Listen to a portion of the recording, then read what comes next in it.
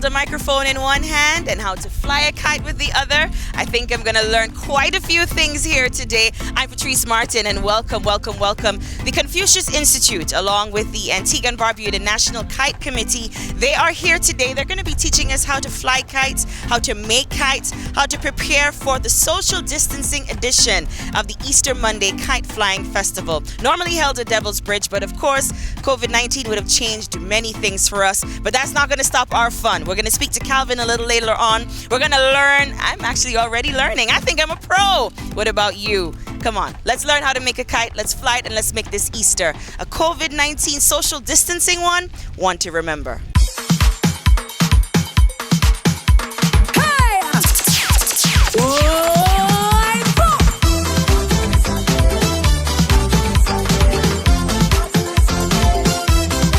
We're here with Mr. Calvin Pilgrim. A face that, of course, you will resonate easily with kites and flying here in Antigua and Barbuda. But Calvin, this hasn't changed anything as it relates to COVID-19. We're still going to keep moving for this Easter. But tell us how we got it here in this. How did you come up with the idea in the first place? Well, I've always been a lover of kite flying, and then after a couple of years I started traveling back and forth to the US and experienced some of the kite festivals up there, and I thought, hey, why don't I turn up this a notch and bring this kind of thing to my island. So how many years are we talking about? 15. 15. So this is year 15? This is year 15. Okay, and in light of COVID-19, this hasn't stopped any sort of activity whatsoever? None whatsoever. Matter of fact, I think COVID has hyped up the kite flying because people at home bored, have nothing to do. So why not build a kite, fly a kite? All right, so today we're actually flying these. Mine is right here. I think I'm a pro at this point. But we're going to be teaching people how to make kites at home. Yes, the video is already produced and will be circulating throughout most of social media. Okay. What are some of the basic ingredients or tools that we will need to make our kites from home? Paper, coconut veins, or small wooden dowels. Even if you have cue sticks, those will work as well. Some glue, some cloth, and some string. And get as creative as possible. The sky's the limit. Literally. All right, now talk to us about the Confucius Institute, because you've paired up with them this year. Let's talk about how that relationship was established. Well, it started about 2 years ago, in 2018 or 19, I think. And COVID came, so we weren't able to do what we had planned. But last year when we did the virtual at home, we were still in communication, and this year we said, COVID or no COVID, we're going out. And that's where it started. Because kite flying and the Chinese is a long tradition, and they have massive festivals. So it's just a matter of bringing the two cultures together. So you've been to many different countries and experienced their kite festivals there. Can you talk about the experience? Because I'm sure it's nothing like what we would have ever seen here. The experience is crazy. It's crazy. What we do here is just a drop in the bucket of the possibilities of kites. But we're gradually trying to introduce all that to our festival here. Right, we're getting there. And I'd like to take this opportunity as well to invite all my international friends from Canada, from USA, from Dominica, from England.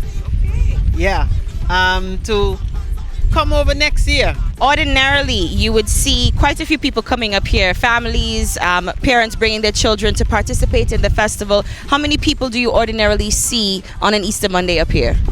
Normally we'd have a constant presence of at least 2,500 to 3,000 people, but throughout the day you have people going and coming. Some people would go to the beach in the morning and come up in the afternoons, and some people do the reverse. So on average you have maybe 5,000 people coming through. With their own kites, or coming here just to kind of view what you have in store?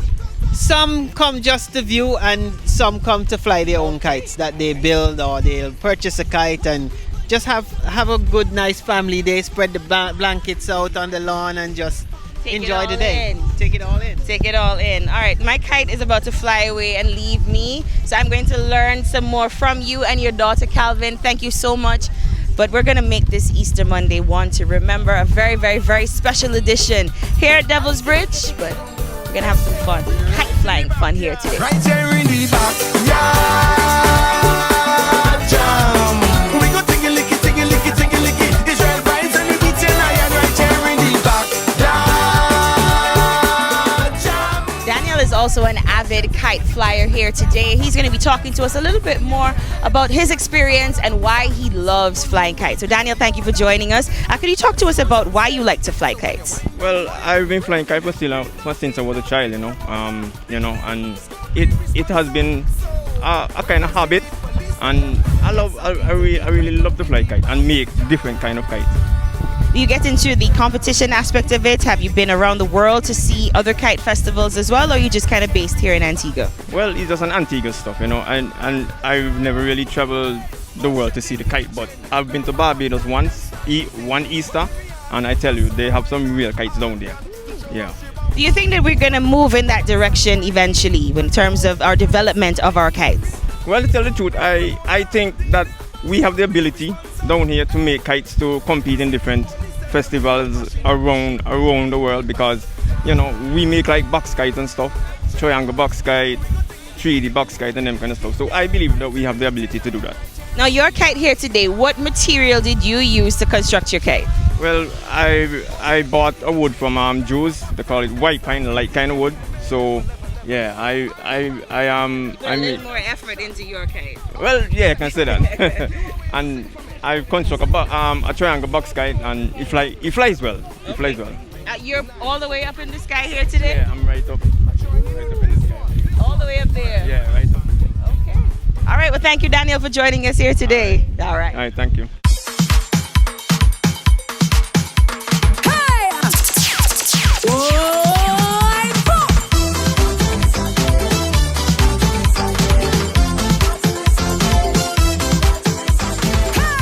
We're here with Rutical today, and he's going to have his version flying high. We're going to just watch and see how well he can get this up into the air. But Rutical, how long did it take you to construct your kite? This took me about maybe 3 hours. 3 hours? Yeah. Sometimes it can take you more because of the shape that you need. Sometimes you get your blade might break. You have to change it. Sometimes you can even make it and it don't fly. Okay. And you still have to come back and redo it again Let's to get pull this it. down a little bit. Yeah. There you go. All right. You have to come and redo it to get it finished and get So it do the you right check way. to see how the wind responds to your kite? Yeah, I always like testing them before I come out and bring them out. Okay. I So want you to test know. them at home? Yeah. Okay. We're going to let you fly high here today. I want to see how you can get it up into the sky. You think you can get it up with ease? Easy. Easy. Very Okay. easy. All right, Rutical, fly high. If you from way outside country, come on, pass somewhere in a town. Make sure you pick up somebody. Come together as one. We're here with Roland Samuel. We cannot be talking about flying kites here at Antigua and Barbuda and not include some form of rum. Local rum at that. We've got the English Harbor rum along with our sweet, sweet black pineapple. Roland, talk to us about your creations. How long have you been involved in this so that you could have been here with us today? Okay, I've been here. I've been involved with this about 10 years. I say 10 years. 'Cause I started. I used to be in car racing when I stopped, and then I eventually get into kite with my friends and so on. The English Harbor rum. Is that something that you just kind of came off the top of your head and say, no, let me be different from all the other guys. Let me just go way out of the box with my creativity. I said, what I said, no, I never thought about the English Harbor. It's my neighbor. I say, do a rum or something, and then I look in the internet and see the English Harbor rum. I said, I'm gonna do this. Yeah. And the black pineapple. So is there a strong local theme when you're creating your kites? Not necessarily. Not necessarily. Okay. Yeah. How high do you get to go and leave David up in the sky for? Does that affect, wind direction, the size of the kite, weight of the kite? Is all of that included when you're looking to fly kites? Yeah, the wind is a sometimes affect the kite. If the wind is too low, Not gonna fly. not gonna fly. And if it's too strong, sometimes you have to put on a lot of tails to balance it. You know, to balance What it. about the wind today? Would you say the wind today is perfect? It's perfect and it's okay. It's very very strong, stronger than I'm usual. jamming up in me house again. Jamming inside me home again. I zooming it up with all my friends. Like we jamming inside our face again. Tell us about how you transitioned from car racing now into kite flying, and what was the attraction there? It's actually the opposite way. I mean, you start out as a 6-year-old, 7-year-old senior uncles making kites, and I came from Fort Road. And anybody can tell you Fort Road has always been the best in kites. Always been. We'll fight that until the day I die. Right? So watching my uncles, even my aunts would come down, they make kites from scratch. So it was a passion that I had all the way up to, I would say, age 14. Then I moved to Casala Gardens, and because of the area, I couldn't fly any kites. Hadn't flown for at least, I would say, about 10, 12 years. And I was on a car chat, and one of the guys said, "Hey, I'm gonna fly kite." I said, "You're gonna fly kite? I haven't flown in, you know?" So he said, "Yes." I said, "Listen, I gotta knock up something and I come." So my neighbor, he does woodwork, so I went over. He said, "I didn't know you were into kites." I said, "Yeah." So I said, made one, went, and that was February last year. And we've been flying in small groups, social distance, everything, literally every weekend since. Can we pinpoint your kites that are up in the sky? I have a pretty one there. Oh, the star. That's the star kite there with the Okay. halo. Alright, and the round one, those are my specialties. Round kites. Okay. And there's a Any reason. particular reason why the shape round? Aerodynamics. Aerodynamics, the round kite, it doesn't have to be as big as another kite. It takes up all the air. And there's something with how the wind hits it. You really, there's some secrets there. Yeah, okay. Because it's gonna. But I can make them for anyone. I've had kites gone to St. Kitts, Nevis. But most of the guys that fly here, they've sold kites. We give away kites every weekend. As a matter of fact, before the day is out, I'm gonna make one from scratch and give it to someone. Give it to someone? Yeah. Now we're gonna fly it. And What are some of the raw materials, if we're trying to teach persons at home how to do it, some of the basic stuff that you can find around the house that will help you to make your kite? okay. For the smaller kites, where you can fly with what we call thread. You know, your grandmother, your mother, you're going to teach it, as we say, she's sewing thread. We used to always do that, right? And we used to use the coconut bowl vein. Yes. But what I have found now is that it's not as strong as it used to be. So maybe the soil has changed, whatever. So people use the day tree and stuff. I'm a bit more bougie with that. I've been spoiled by my grandmother back in the day. She used to work at a wood shop. And I used to get the dowels. I'm still using dowels. Yeah, I'm still using dowels today. Alright, so my kites tend to be a bit bougie with the thing. So I am not usually into pretty and all that. My thing is flying high. Yes. The guys can say, my thing is flying high. Alright? That's the prettiest you're gonna ever see a kite from me. And I did that just for you guys. Okay. Alright? Seriously. I have a 4-foot one. If the wind goes down a bit, I'll fly it. It's just like that. But it's my type. White plastic bag. I'm so serious. I am so serious. Literally a white, massive garbage bag. But she doesn't fly like garbage. Okay. She flies bougie. She flies bougie. Now you mentioned that quite a few times, the wind dynamic. Now if the wind is too strong, like here at Devil's Bridge, does that affect the way that your kites fly? Yes, and also how you adjust your kite. Okay. Alright, like if you have a kite that because of the aerodynamics or because of the side, it pulls a lot, you may want to adjust your loop. Okay. Like if it's a loop that is just 3 sections, you may want to loosen or lengthen the one in the middle. Okay. So the kite now, it pitches differently. Instead of pitching like this, which is ideal, it might pitch like this, so the wind doesn't hit it. Separate to elevate. Right. You know, so you have to watch that. You have to know the kind of twine that you're flying with. If you notice, that one has 3 little pieces of red tail on it. Yes, I see that. I only added that today because of the extra breeze.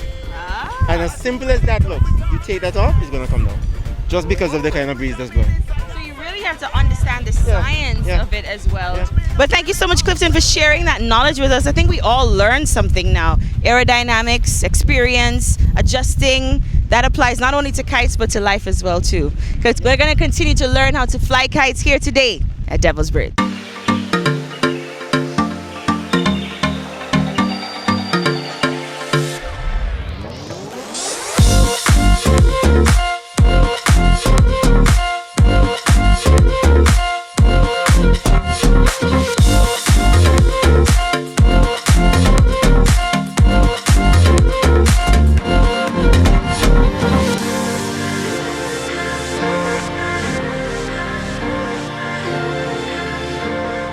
know that we've enticed you enough and taught you how to make your kites at home, how to enjoy, how to fly, what you need, the basics, all of that information that we've given to you today so that you can participate. The 15th annual Kite Flying Festival here in Antigua and Barbuda, but this time it's the Top of Your Yard edition.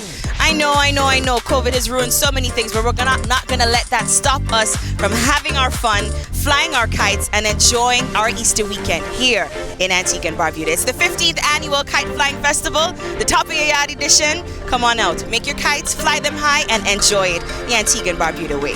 Enjoy. I'm Patrice Martin.